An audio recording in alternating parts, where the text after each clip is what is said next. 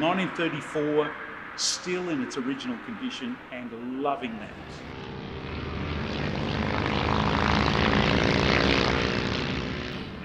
Welcome to Twist Grip Tales, and here at Goma we've got a tale of unrestored motorcycles from hundreds of years ago.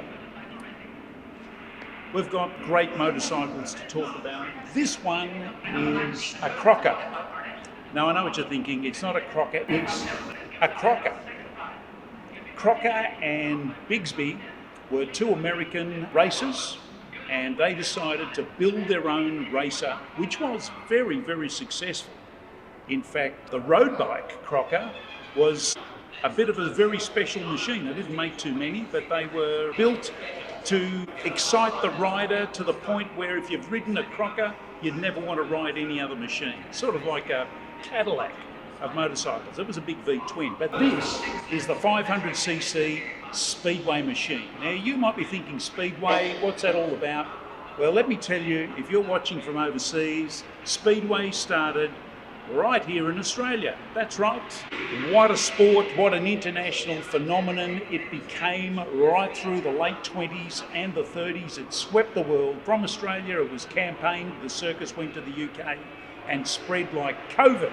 All over, every suburb in England had its own club, drawing tens of thousands of crowds, and it also spread to Argentina, America, New Zealand, many other countries right across Europe.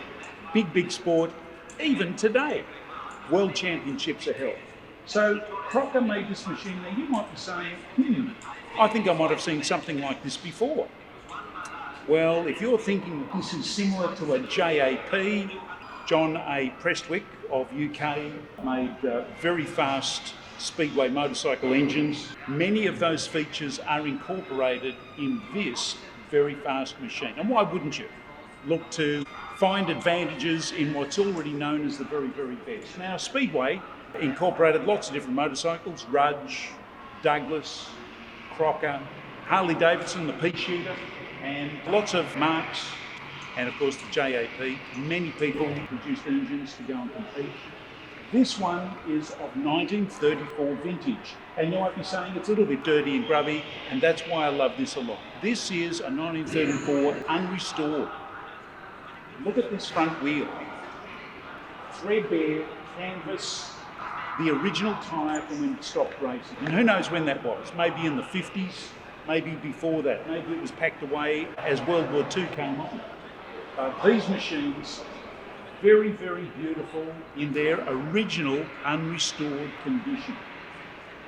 Notice the exhaust pipe, no muffler, just a, about a 1.5 inch exhaust pipe straight out. Very fruity exhaust note, I'm sure. The carburettor looks like, looks like a Crocker. Looks like a TT AML, but no, it's got a bell mouth that's built into it. But you'll notice the hook for the rider's leg, because these oval tracks, they went slideways. That's right, 1 foot on the ground, or in many of those days they had what they call a dragging leg, a balancing leg, a style of riding where the inside leg was thrust right out behind them, and to balance the bike as it was sliding around the corner, they would bring their leg in or out, and sadly it caused a few problems with falling bikes on legs, and that's where the feet forward style of the modern day came in. What a beautiful example. Very stiff forks, girder fork suspension with a little bit of suspension, probably only a 1/2 inch, maybe an inch suspension. No suspension on the back. These seats, which might normally on one of these style of machines have a spring, no. Rigid, a little bit of springing on the saddle, but not much going on. Most of these guys wouldn't be in the seat much. But what a beautiful example. 1934, still in its original condition and loving that. A Crocker, loving it.